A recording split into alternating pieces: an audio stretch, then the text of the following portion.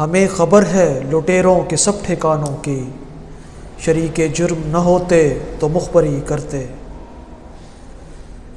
سابق سربراہ inter services intelligence ISI فیض حمید کو 14 سال قید با مشقت اور کورٹ مارشل۔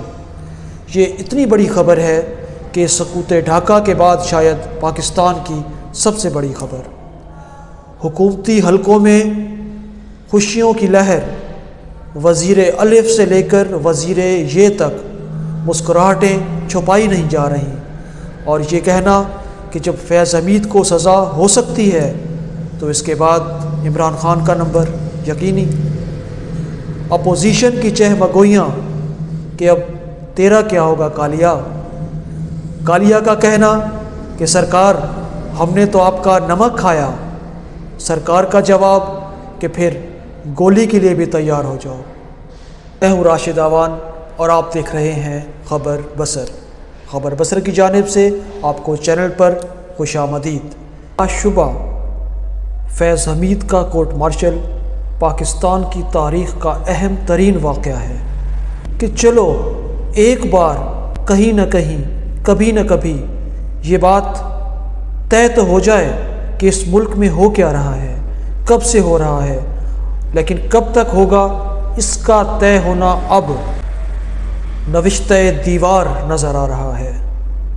بات یہ ہے کہ فیض حمید صاحب سے کون کون فیض یاب نہیں ہوا۔ مسئلہ یہ تھا کہ آخر راہزن کس کو کہیں۔ بات بڑھتے بڑھتے میرے کارواں تک آ گئی، تو میرے کارواں تو پھر باجوہ صاحب تھے۔ اب ان تک بات پہنچتی ہے یا نہیں پہنچتی یہ تو آنے والا وقت بتائے گا، لیکن ابھی تک جو کچھ سامنے آیا ہے اس میں یہ کہنا کہ یہ عمران خان صاحب کے لیے مشکلات پیدا کرنے کا سبب بنے گا تو یہ پوری بات نہیں۔ ان کے لیے تو پہلے بھی مشکلات ہیں، مسئلہ دوسروں کا ہے۔ اگر 1980 سے دیکھا جائے تو کس نے فیض نہیں اٹھایا؟ نواز شریف صاحب، شہباز شریف صاحب، مریم نواز صاحبہ، آصف علی زرداری صاحب، خواجہ آصف صاحب، رانا ثناء اللہ صاحب۔ خواجہ آصف صاحب کا اپنا بیان کہ میں سیالکوٹ سے ہار رہا تھا، میں نے باجوہ صاحب سے کیا کہ میں تو ہار رہا ہوں، تو انہوں نے کہا کہ کچھ کرتے ہیں، اور پھر خواجہ آصف صاحب جیت گئے۔ فضل الرحمان صاحب کا کہنا کہ عمران خان کے خلاف عدم اعتماد سے پہلے مجھے بلایا گیا تو وہاں پہ ادھر شہباز شریف صاحب تھے، ادھر بلاول بھٹو زرداری صاحب تھے، اور فیض حمید اور جنرل باجوہ، تو انہوں نے فرمایا جی کہ عدم اعتماد پیش کرنی ہے فلاں تاریخ کو، تو ظاہر ہے کہ جو مزاج یار میں آئے پھر میں کب انکار کر سکتا تھا۔ تحریک لبیک کے دھرنے میں ہزار کے کرارے نوٹ کس نے بانٹے، کس کی ماں پہ بانٹے، کس کو دیے گئے، تو یہ ساری باتیں سامنے آئیں گی، اور یہ فیض حمید صاحب کو ایک سزا محض چاول کی دیگ کا ایک دانہ کہہ سکتے ہیں۔ جب پوری دیگ سامنے آئے گی تو پھر کیا سے کیا ہو جائے گا۔ وہ اگر کوئی شاعر کہتا ہے کہ ایک اکھ تعمول سوا لکھ مایا سارا یار تو لیتا کیا بڑسی، تو اب دیکھتے ہیں کہ بات آنکھ تک ہی محدود رہتی ہے یا پھر سارا یار ہی تلنے لگتا ہے۔ تو بہرحال یہ بات اپنی جگہ کہ یہ فیصلہ خوش آئند، یہ پیش رفت خوش آئند، لیکن اب اسے رکنا نہیں چاہیے۔ اب یہ طے ہو جائے کہ اس ملک میں جو ہوا سو ہوا، آنے والا وقت کم از کم پاکستان کے لیے اس طرح کے نامعقول فیصلے نہ لے کر آئے۔ اگر کچھ مزید پیچھے جائیں تو لیفٹیننٹ جنرل مرحوم حمید گل اس وقت کے کیا بلکہ ہمیشہ کے لیے ISI کے سب سے طاقتور چیف، جنہوں نے پورا افغان جہاد چلایا، IGI بنائی، اور پھر کس کو کیا دیا، کس نے کیا لیا، یہ بھی راز اب کوئی راز نہیں۔ تو دو فیصلے جو پچھلے دنوں میں ہوئے، ایک کمانڈر آف ڈیفینس فورسز کا عہدہ، ان کا پورا سیٹ اپ، ان کا پریمیسز، ان کی کمان، بہت اچھی بات۔ اور دوسری بات یہ فیض حمید صاحب کا کورٹ مارشل، لیکن پھر وہی گزارش کہ بات یہاں رکنی نہیں چاہیے، اب بات چل نکلی ہے تو پھر دور تلک جائے گی اور دور تلک جانا چاہیے، کیونکہ قوم بھی چاہے گی کہ اس کو سب کچھ پتہ چلے، ہو کیا رہا ہے، ہوتا کیا رہا ہے، اور اب آئندہ کیا نہیں ہوگا۔ پاکستان کے سارے سیاستدان، ساری سیاسی پارٹیاں بینیفیشری ہیں، اس میں کوئی دو رائے نہیں کہ الف ہے اور بے نہیں، بے ہے اور جیم نہیں، تمام کی تمام بینیفیشری ہیں۔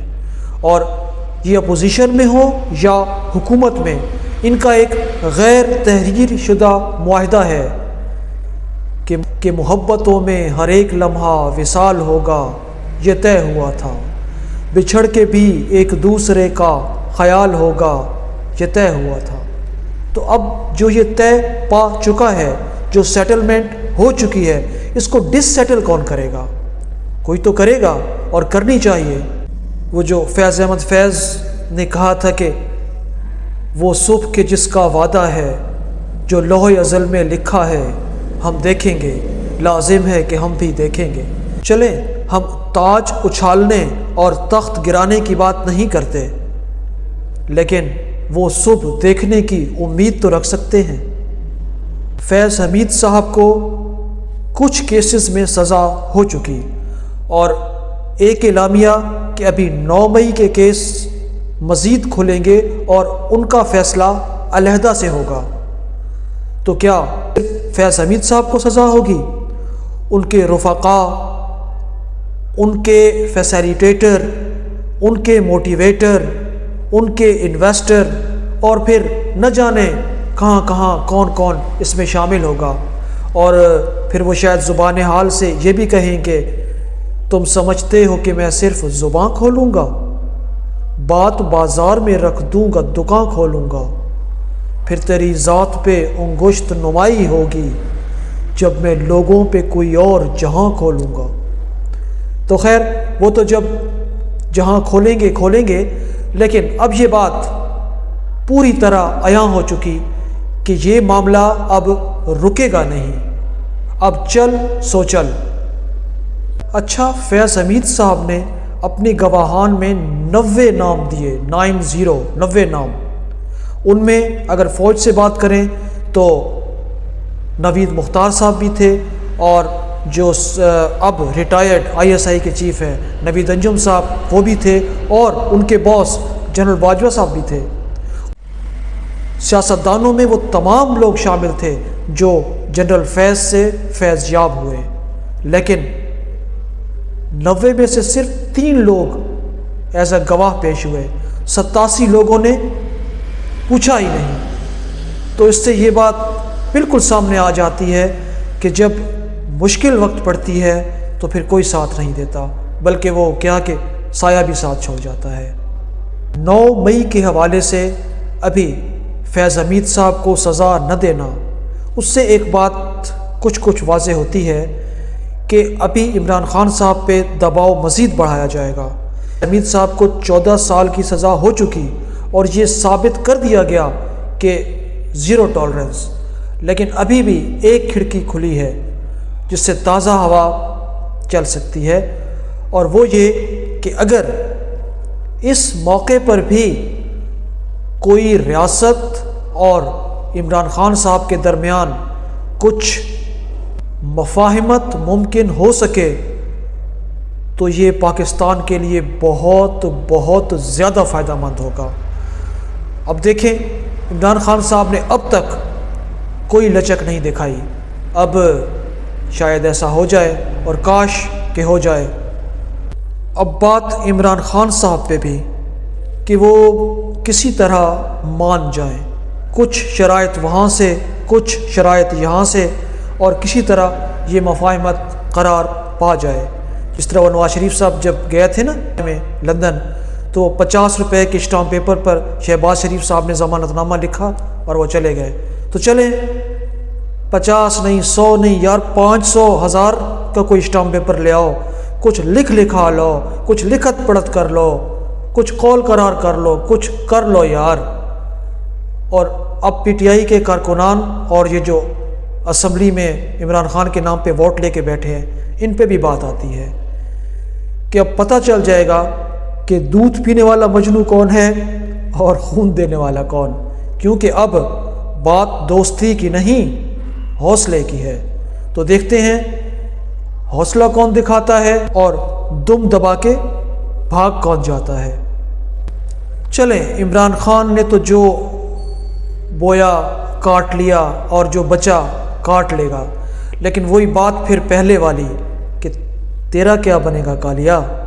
اب کالیا سوچ رہا ہے کہ کس کے کہنے پہ اسلام آباد گئے، مہنگائی مارچ کیا، اور پھر کس کے کہنے پہ مارچ ختم کیا، دھرنا ختم کیا، واپس آیا کہ 4 استعفے آ جائیں گے۔ تو جب بات کھلے گی تو پھر تو بات سنبھالے میں نہیں آئے گی۔ بات کو یہیں پہ ختم کرتے ہیں۔